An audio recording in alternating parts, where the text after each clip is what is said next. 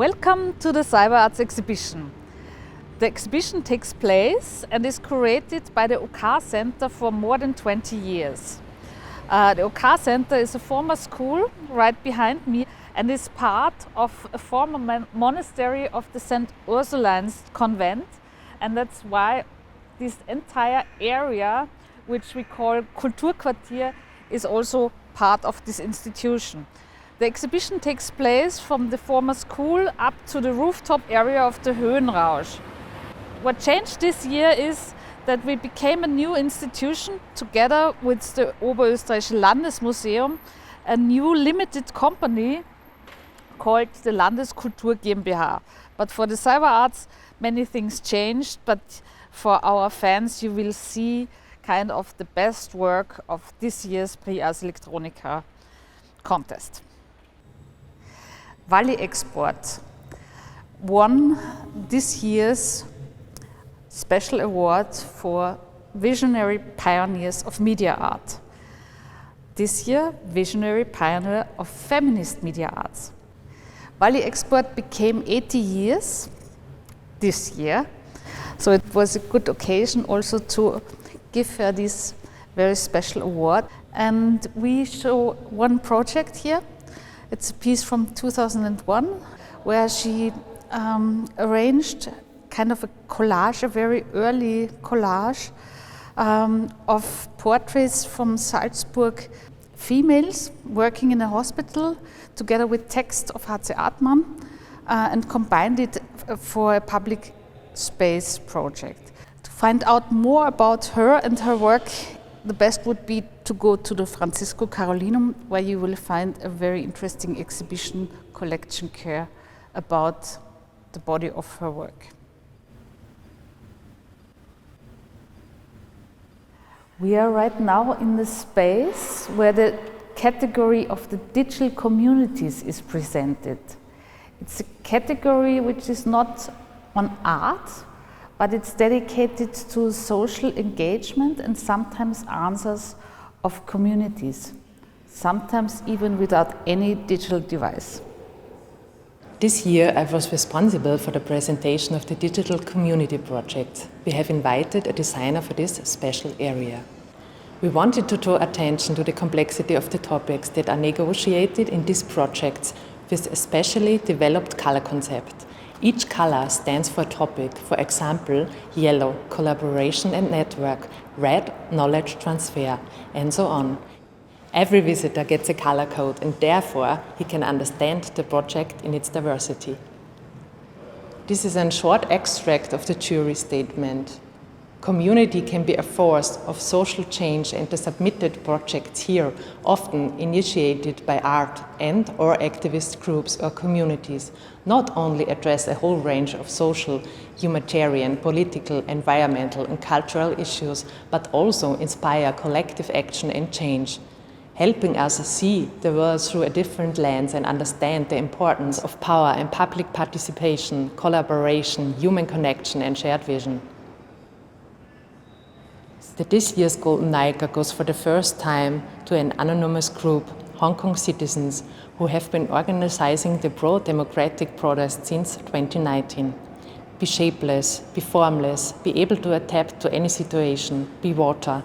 The motto of the award-winning protest movement, known also from Bruce Lee, goes back to the ancient philosophy Lao Tzu. The exhibition area of the Be Water project corresponds to the size of a typical 5-person apartment in a Hong Kong social housing complex. With QR codes, the visitors get important information about the protest movement. The Habak movement is a Lebanese initiative in form of an agricultural cooperative that is taking concrete measures to rebuild the broken country, reclaiming unused agricultural land, setting up work teams and growing food again.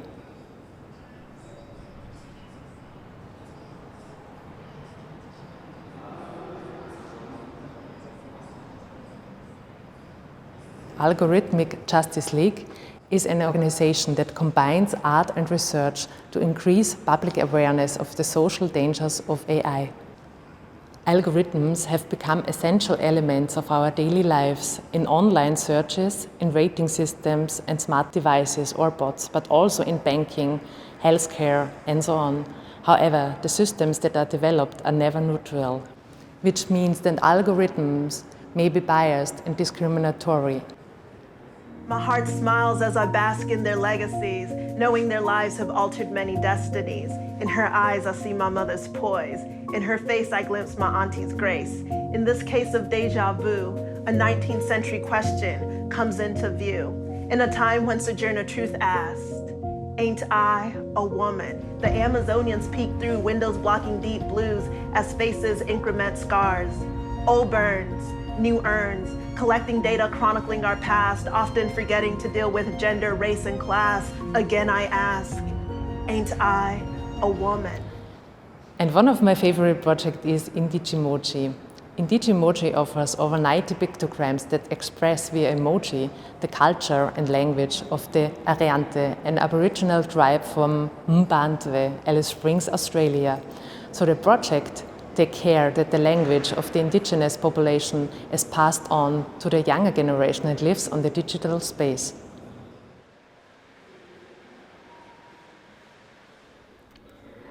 We are here in the space of the winner of the interactive art category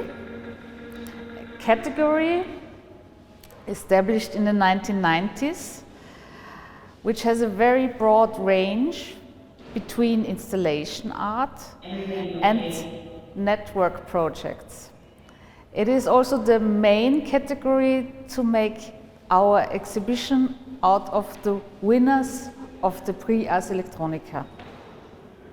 The Golden Niger for Interactive Art Plus 2020 goes to Someone, a project by US artist Lauren Lee McCarthy. Smart devices are offering us convenience, but at the cost of loss of privacy and loss of control over our lives and homes. By substituting humans for AI, Lauren Lee McCarthy questions the role of the human in the age of intelligent machines. This is the command center. In the original installation, each of those computers looked into one of 4 homes of participating people.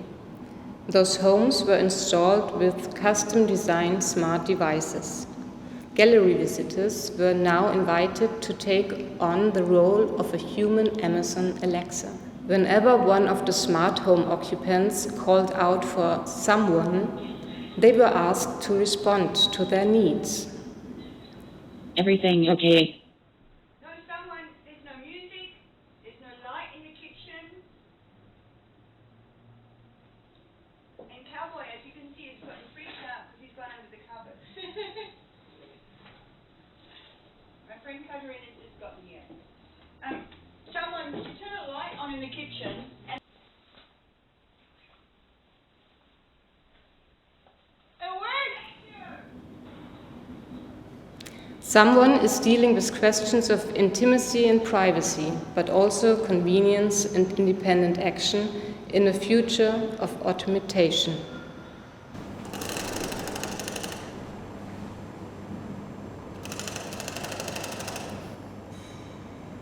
What you see here is Appropriate Response, my latest work, which is about meaning and our pursuit and finding it in life. In this case, I trained an AI on 10,000s of famous quotes and epigrams where humans have tried to condense kind of the meaning of life into a single sentence. And when you kneel down on this prayer stool, you will get a sentence just for you that you can try to make sense of.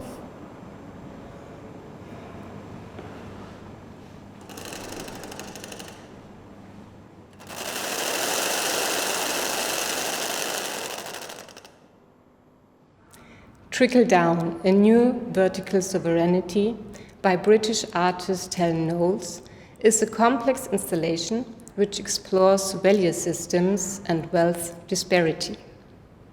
The artwork is composed of documented auction scenes by different communities, such as prisoners, blockchain technology employees, market sellers, and auction bidders at Sotheby's. These auctions reflect the breadth and wealth and financial power individuals in different communities have.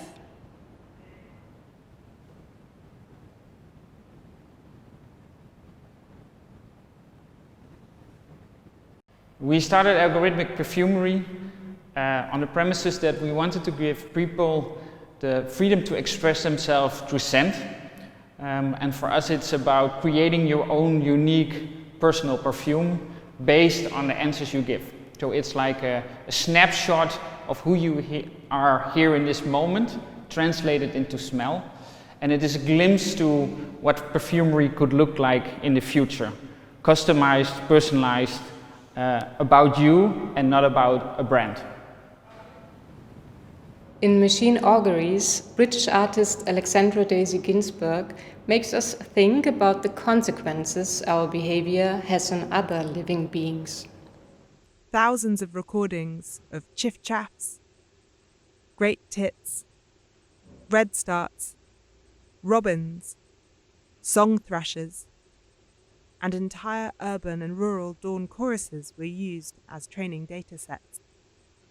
Each week, as the GAN learned to mimic a different species or chorus, the system generated thousands of samples of artificial birdsong.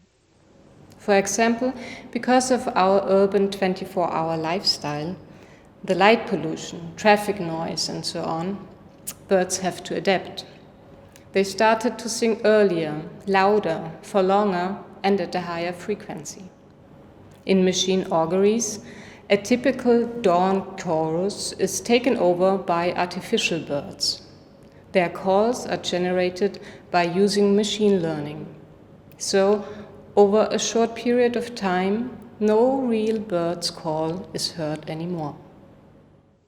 We enter the installation in the silvery darkness of the pre-dawn.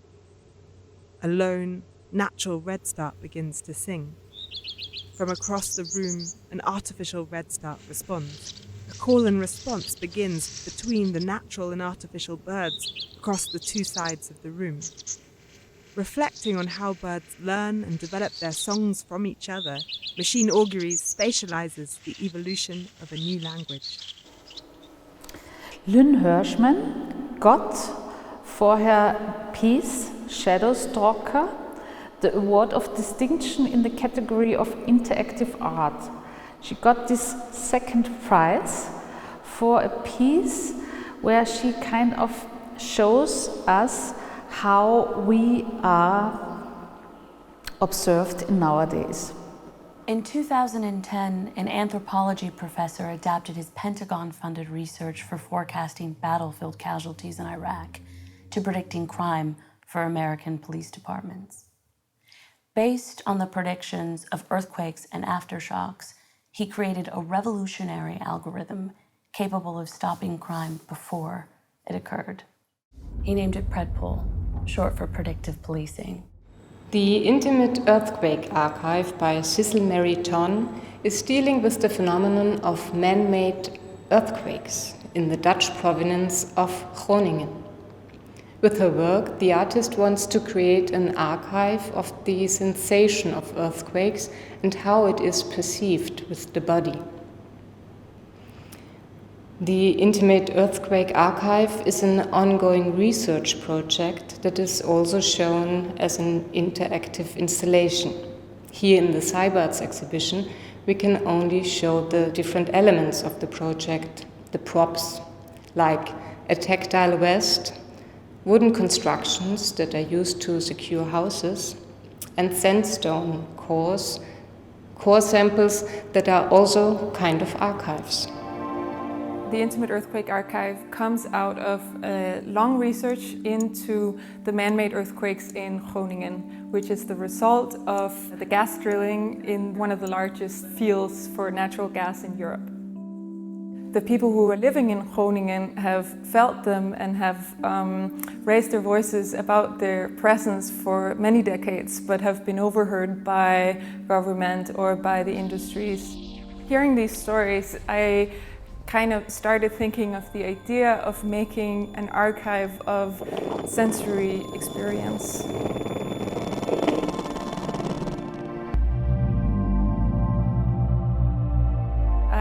gone into the publicly accessible data bank of seismic information of all the earthquakes that has existed in Groningen and try to transform that into a tactile sensory experience that somewhat echoes the experience the people who are living in Groningen with the earthquakes are experiencing.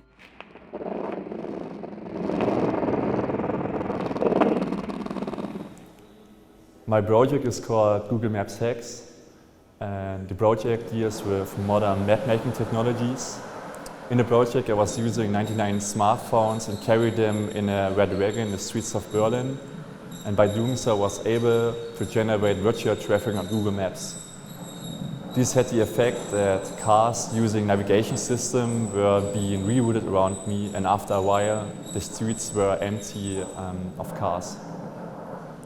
With her mock company Center for Technological Pain, Dasha Elina offers multiple practices for eliminating tech pain, as the artist states. In a very playful way and with lots of humor, she offers solutions to prevent health problems caused by digital technologies, such as smartphones and laptops. So let's take ice here. We'll take a position that is normal for a person when they're browsing their phone. When they're looking at their phone and they're doing whatever they want to. Yes, this is typically what this looks like. And this can lead to serious neck and back pain in the future. For now it might not hurt, but in the future she can have serious problems, so let's help her. The easiest way to help her is by using a classic self-defense move called ear pull. So what you do is you come up behind the person that you're trying to help, and then you gently pull their ears up. And this solves all of the problems, because now her posture is perfect, her neck is straight, her back is straight. Done. For example, there are self-built objects eliminating neck pain, or objects that help to avoid eye dryness. Center for Technological Pain also offers multiple practices for eliminating tech pain. Self-defense moves against technology, or yoga for healthy phone use, a routine for becoming one with your phone. This routine is at once a relaxation tool, a way to meditate and exercise while keeping up with recent updates from your friends, and a way to ridicule our obsessive media consumption by inserting our phones into one of the most solitary activities. You can really focus on what you're seeing on the screen, so let's just take a couple of breaths here. With her DIY objects, workshops and tutorial videos, Dasha Elina wants to start a critical discussion about the negative effects that technology can have on our bodies. The CyberArts exhibition this year has especially a focus on female media artists. That's why we present Lynn Hirschmann, one of the big names and artists, especially in the field of media arts, with a documentary she developed over decades. It was released 2010 and it's called War as Woman Art Revolution, and it consists of a lot of interviews made by the artists with other artists and persons working in the cultural field.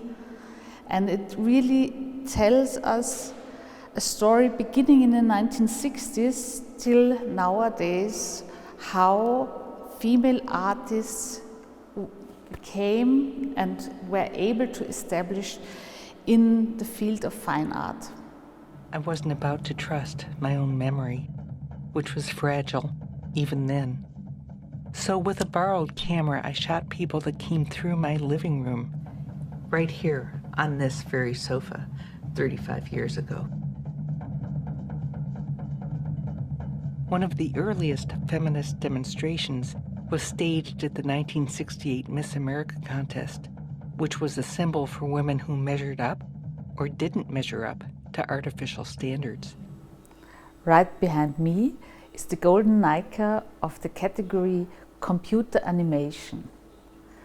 Computer animation is one of the oldest and the category which is awarded every year since 1990.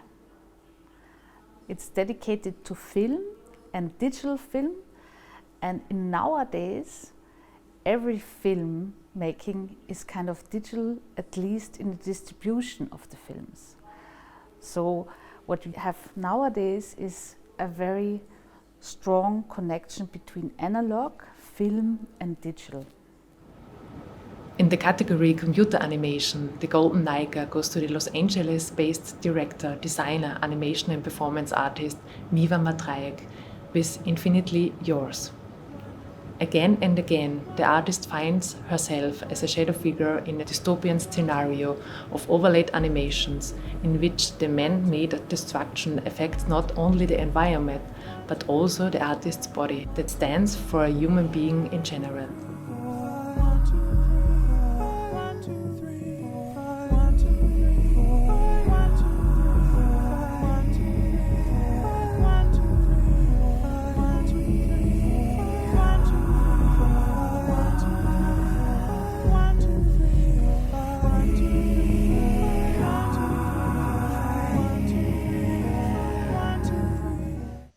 Underground Circuit is a collage of hundreds of video clips shot in the subway station of New York by the Chinese artist Yuge Xu.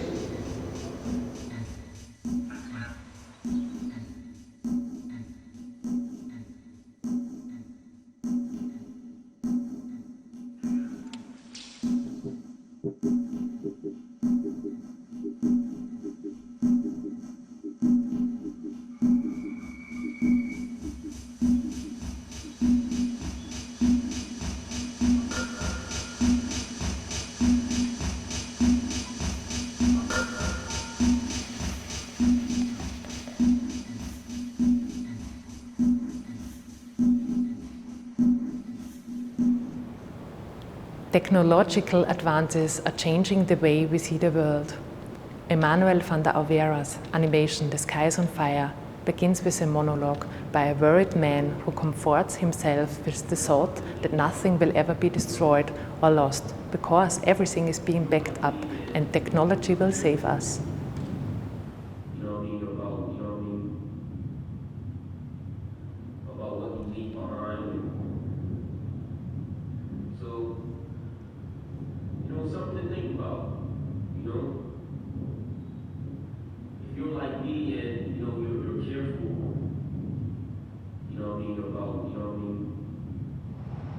In his experimental animation, Max Hadler approaches the built environment of Hong Kong with its dense and extreme high-rise housing estates as parallel rows of celluloid film strips.